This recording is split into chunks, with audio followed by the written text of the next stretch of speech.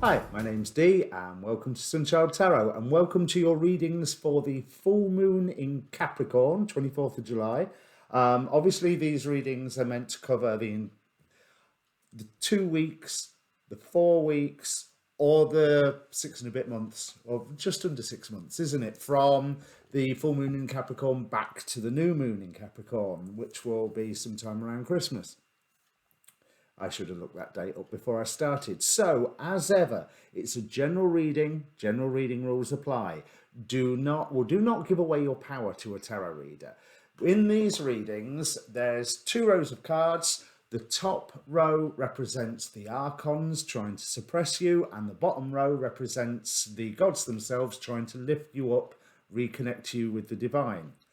By their very nature, they are dramatic. So take it all with a pinch of salt and just bear in mind that I can't necessarily be reading for everybody. So there is a timestamp in the description below because I'm going to discuss the full moon itself first. But I've put the timestamp there, so if you want to not ignore my waffle, you can jump ahead to the reading.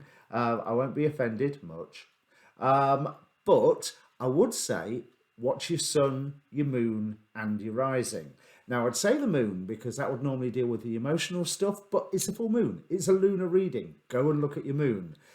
Especially with this one, because there's a little something I want to bring up about not just the full moon, but what happens the day before, the day as I am filming this now. Now, as ever, there is a link down there in the description for the Facebook group for this Facebook page for this channel. Basically, it's got an inbox. So if you want to contact me for a personal reading, that's one of the best ways to do it. There's a link tree down there that will take you to all of my different social media, but Facebook's the best way.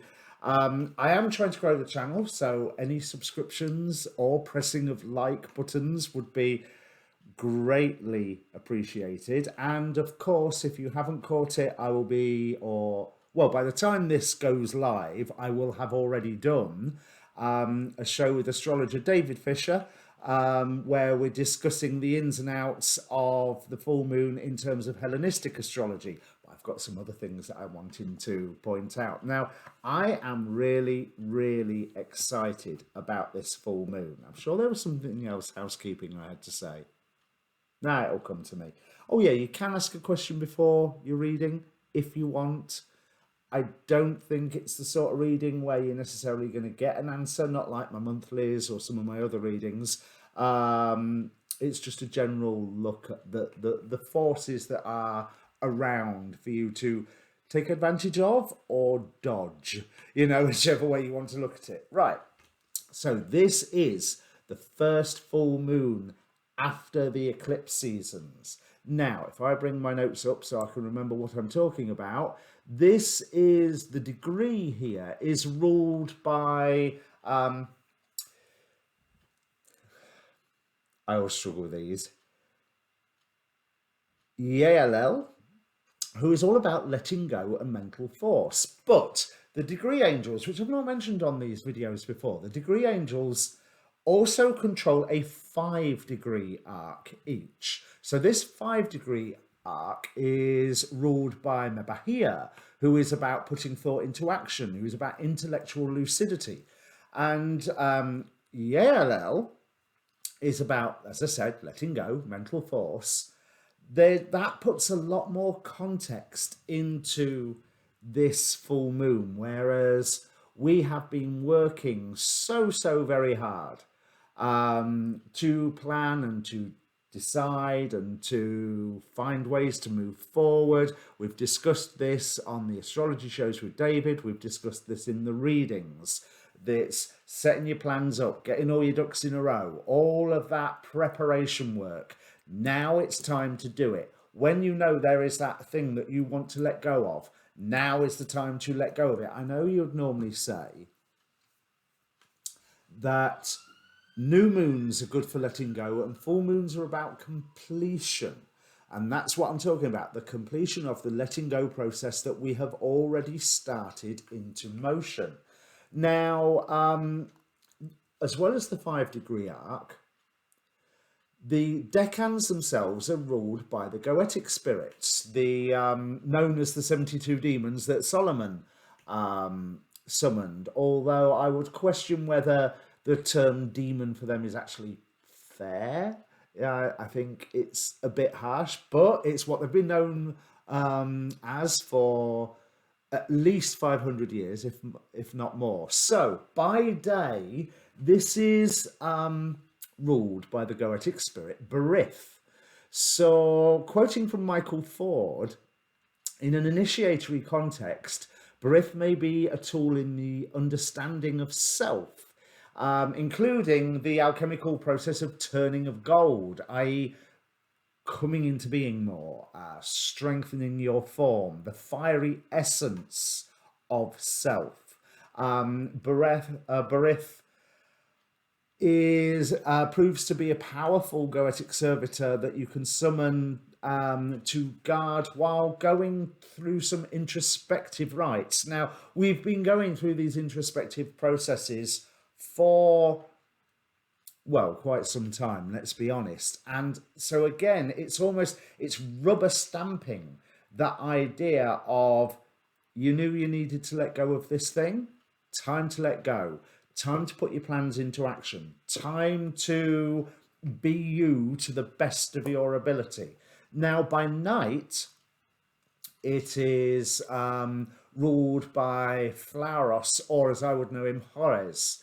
Now, he's one of the traditional 9 demonic divinities in traditional demonolatry, and he's described as typifying the perfect balance of physical, mental, and spiritual consciousness. So there's that, again, that coming into yourself and finding the whole, being true to yourself aspect, the whole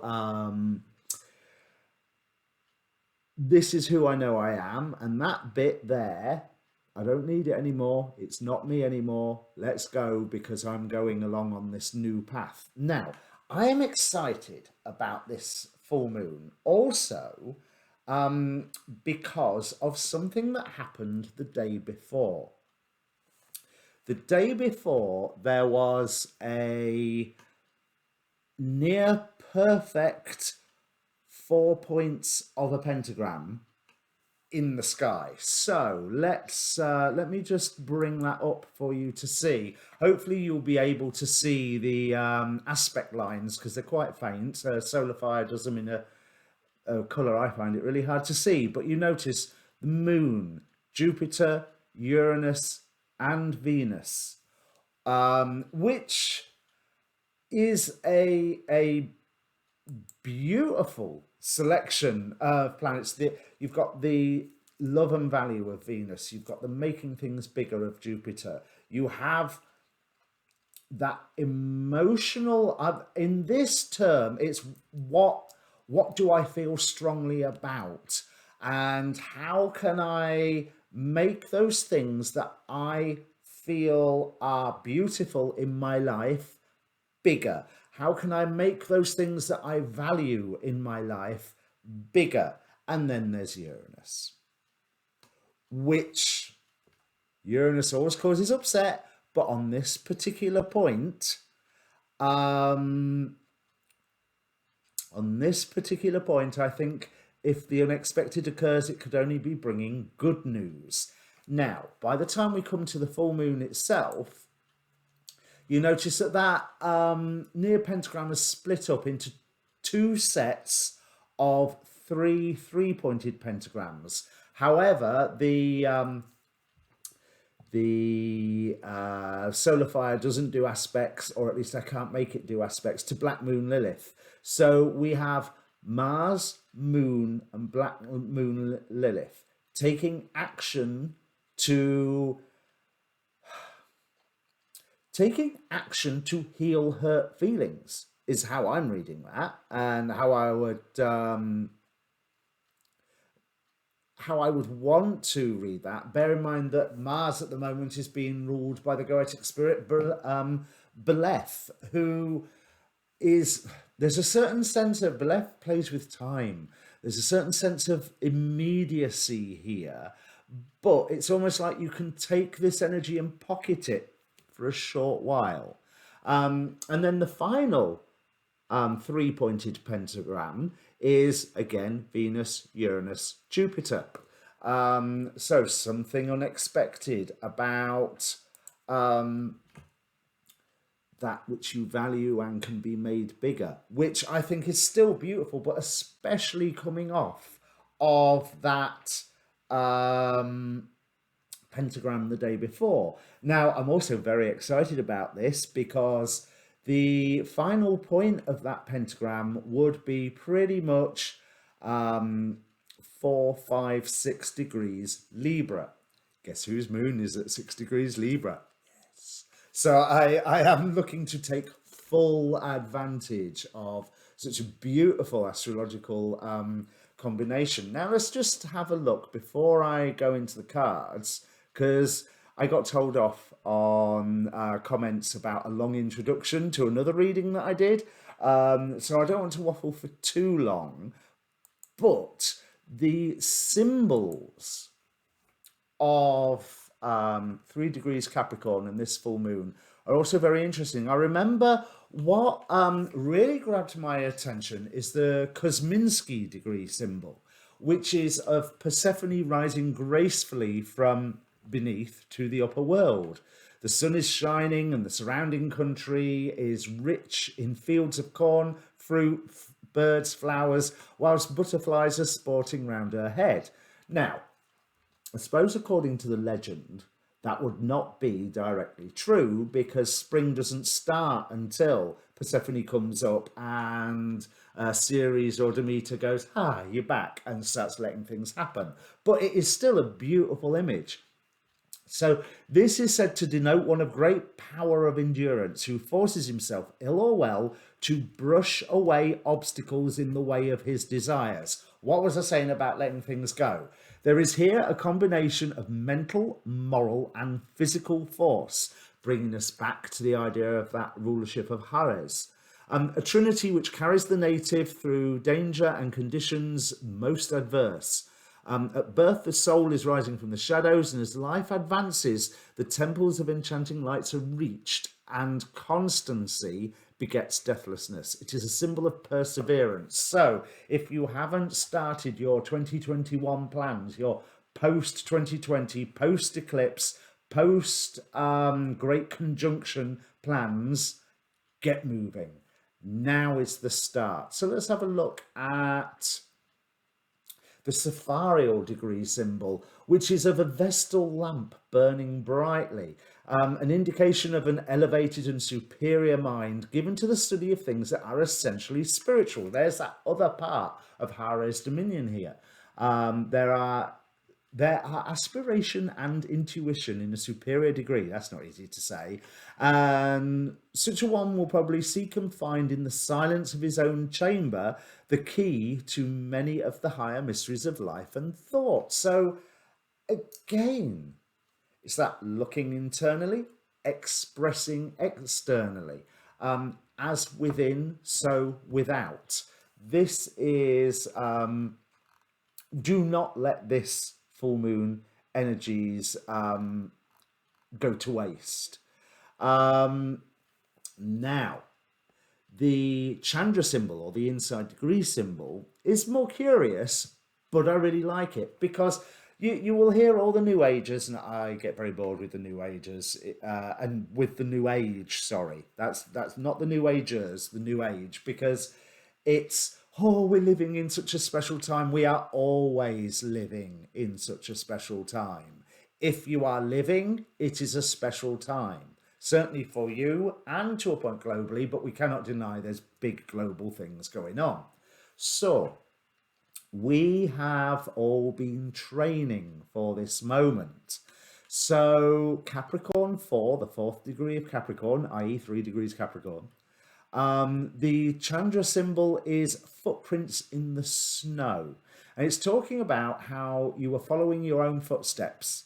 In the last previous lifetime, you set into motion a very full karmic momentum, which only got to midstream. This time, you first recapitulate the previous patterns and then set out where they lead. All of it, every step feels fated, inevitable. It is an uncannily strong inward impression. Yet, in order to permit the soul of this lifetime some measure of autonomy and freedom, this knowledge is held in the superconscious mind, and you can then cast about as though nothing had happened before, if you want, except that the inward instincts direct you in a predetermined course. And the lessons and the scenes are so very familiar. So blah, blah, blah, when the individual karma is this strong. But we know this. I mean, let's be honest. If you're watching one of my readings and watching tarot readings on YouTube and all the other stuff, we know that we have practiced for this. And even if you accept like Dolores Cannon's 3 Waves of Volunteers, we have been practicing for this. And the now this is the Omega symbol, I think. As a cliff erodes, a temple is in danger of collapsing. Now, okay, there's a tower imagery, tower card imagery there, but there's also what it also talks about that Saturn-Uranus square we've got going on. The description to this says it needs change. And when they do, structures that may have depended on a long time, that may have been depended on for a long time, need to change as well to meet these new needs. That's it, needs change. Right, that makes sense. This is what this degree is aware of. It taps into the undercurrents of feeling and can see how those things are eroding the landscape of human thought. At its best, it's capable of suggesting means of change that take into the account the long range and which are practical. And again, we have practiced for this. Can you tell I'm really excited about this? I never thought I'd be excited about a Capricorn thing, but when you look, everything that Capricorn threw at us last year, the Jupiter-Pluto conjunctions, the building up to the great conjunction with the Saturn-Pluto conjunction, various other things, eclipses last year and all that. This is beautiful. This is Pluto, who's there in Capricorn, going, okay, here is the end of it. Now, bear in mind, this full moon is a long, long away from Pluto. Pluto's at 26 degrees. The full moon's at 3 degrees. So it's co-present by sign. But Pluto's allowed everything to come full circle. And it's almost like he stepped to one side and said, there you go. I've done my work now. You crack on with starting the new things. And I will just check your work as you go past. But everything will be fine. Don't worry. You crack on with it. And so that's what I want to say with this full moon. Whatever it is, you crack on with it. There's all this creative energy around with Venus quintile Uranus, Venus quintile Jupiter. There's all this healing energy around with the quintiles between the moon, Mars and Lilith. There's that, especially if you've got early degrees of Libra planets, there's that energy from the pentagram the day before. This cannot be a bad thing if you take advantage of it, but you take advantage of it with self-knowledge. You take advantage of it after having really dug down on the inside and saying, is this what I want? Is this a bit of me I still want to be? What do I need to let go of? And let's already make sure that this full moon is the final letting go of those things. They will come back again. Of course they will. They will come back again for you to be able to walk straight past them and say, I've let go, I don't care. Because that's how it works. You know, they so when all these things that you've let go of pop their head up again in like 1, 2, 3 months, years time, it is there to say, huh, have you let go? Really? And if you use this full moon energy right, the answer is a resounding yes. Yes, I have. Now, this is before I've done the show with David, so that's how I'm reading the full moon, purely on the basis of the angels and the demons that are involved here, and some of the aspects, but minor aspects. We'll see what David makes of it. In the meantime, I'll bring your cards up in a second. If you want a personal reading, don't forget that Facebook link. Please feel free to share the video because it helps, and press the like button because it helps YouTube notice I exist, which I'm not sure it has yet, really. In the meantime, yeah, let me bring up the cards. Okay, Aquarius, as you heard in the introduction, this top row here is the masks the archons are wearing as they are trying to keep your vibration down, and here's the gods trying to lift you up. That's probably says it as succinctly as ever. So, interesting arrangement you have here. Trickster energy, much like Capricorn had, with both Hermes and Inara appearing in the same position. But a lot of this is about information. We have, as an Archon, we have Hebe with some form of play. Some form of play that is more putting you in the position of victim, and it doesn't need to. It's almost as if you are on the receiving end of somebody's games, where there should be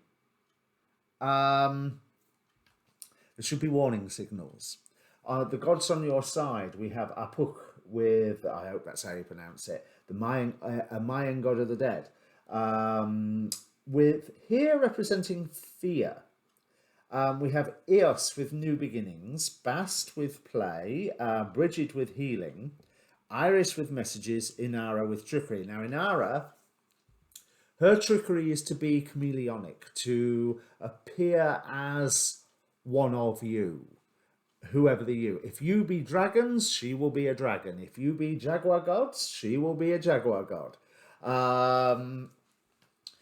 And that's something where I think there's an element of you playing by... No, not playing by somebody else's rules, appearing to be playing by somebody else's rules. But if your spider sense goes off... Ah, yes, because Apuk is also a Spider-Man villain. But yeah, if your spider sense goes off, then listen to it. It is there to inform you, and you can... This is awful, but you can take a superior Aquarius way of looking at it and play back, match them, you know, match them blow for blow. But there's a lot of stuff about information. Hebe is a cupbearer. So she was also abducted. So she's almost like a fish out of water, because I can't remember if she was made immortal or not, but that took a while.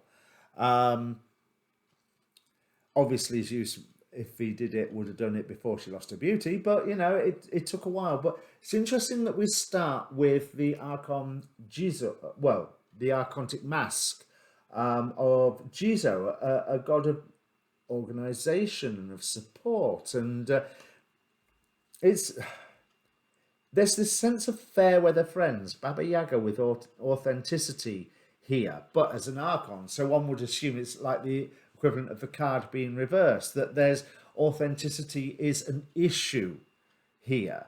And also Baba Yaga is not what people believed her to be. In later years, she was made into this witch that went around the woods devouring children in a chicken-legged hut. But, and as an Archon, this is an archetype that's been quite prevalent this month.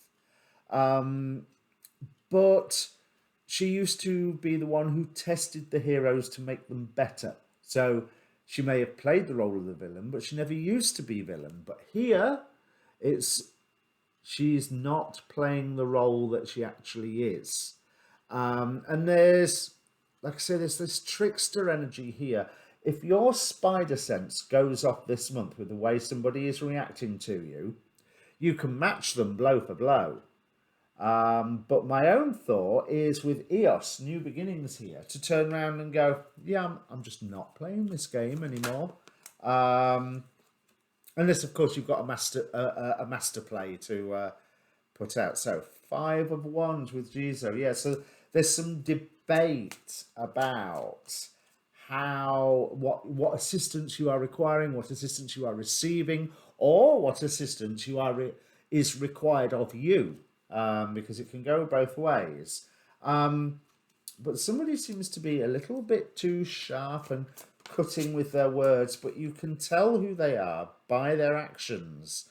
And I think you're soon going to be finding that things don't have the value that you thought that they were portrayed as having. Not that you thought, I take that back, that they were portrayed as having. So let's have a look at what your spider sense is saying. We've got the Page of Swords, EOS with 4 of Pentacles. So there's that wonderful protective sense there of getting yourself out of a situation by diving into a new one where you can express yourself freely. And yes, you can play as well, because Bast with play alongside Inara means that you can match their machinations. But this is me saying this, not the cards. But do you want to? Really? I mean, yeah, if you're having fun, crack on. But really, is it worth the effort? You can make a choice to say, am I going to go with this or not? Now, it may well be that you get this sense of, actually, no, this person that's playing with me here needs a comeuppance. We have Nemamia here with discernment, Lekabel with intellectual talent. So if you believe that this person believes a comeuppance and you're quite capable of doing it, crack on. However, crack on in a way that this is your parting gesture. You know, you get a chance to not make a dramatic entrance, make a dramatic exit. You know, this prove you're like what do you call it? Not Hollywood Wives. That show with Terry Hatcher in it. Hollywood Wives? I don't know. I can't remember. But anyway, you know, some massively consequential and impactful final line and exit stage left, and you're out of there, because there is something else for you to choose to join with. The Lover's card, 2 of Pentacles here. So there's the indication of balance. Does this trickster person deserve your retribution? And if the answer's no, then move on, protect what's yours. If the answer's yes, do it in style, then move on and protect what's yours. Either way, moving on and protecting what's yours. But there's information flying all around. Page of Swords here, say Iris with messages, Hermes, the god of messengers. So there's all sorts of, there's an element of he said, she said going on. But there's also an element of that's just background noise. There's something better for you to focus on, something that's outside the current environment that you can achieve some form of balanced union with. And what is really important here is expressing your emotions. We have Bridget, and she was really badly injured by the death of her son, or the slaying of her son. And she wailed and she screamed and she expressed her grief until she had no more to give. And the act of that united Ireland, or the tribes of Ireland, or the tribes at the time, whatever. I'm probably mashing that legend up immensely. Now, Apuk, as I say, he's a death demon. He hunts. And I'm not saying that you are hunting. I'm saying that a situation is hunting you. There's two situations here going on, that which you're going into, and then this other influence that is trying to distract you. And that's what they're trying to do. I get it now. They are trying to distract you from moving on to something. But to scare away Apuk, people used to shout and scream and make loud noises in the streets at night so that he would be frightened and stay away. So again, there's this sense of speaking out, saying how you feel, but in a way that is also protecting what is yours. So to summarize, someone's picking on you. Someone's a not quite what they seem. You expressing yourself gets you to a better place, and you can go for some form of retribution against the person who's picking on you. And what I mean is retribution. I just mean like showing them up, enabling them, just as you reveal your true colors, enabling everybody to see their true colors as well. So if you are so inclined, it's got to be a bright plan. It's got to be an intelligent plan. It's and if you are not so inclined, get the hell on out of there. Listen to the warning signals. Listen to your spider sense. Notice the red flags, and come in to move towards a union with something that is from outside of, certainly outside of this situation. With Iris, I'm really thinking about the pot of gold at the bottom of the rainbow with this one, and this Lovers card just seems exotic, mainly because of that green energy coming from it, that is giving me that sense of the keys opening up to somewhere else. And this Two of Pentacles is quite the Lovers card in this particular deck. There's balance and wisdom, and Inara always acts for the better. She saved creation by tricking a dragon, by turning into a dragon, smoozing the dragon, getting the dragon drunk, and then tying it up and killing him when it was dead, and saved creation in the process. So yeah, it's two-faced chameleonic skills, but for the greater good.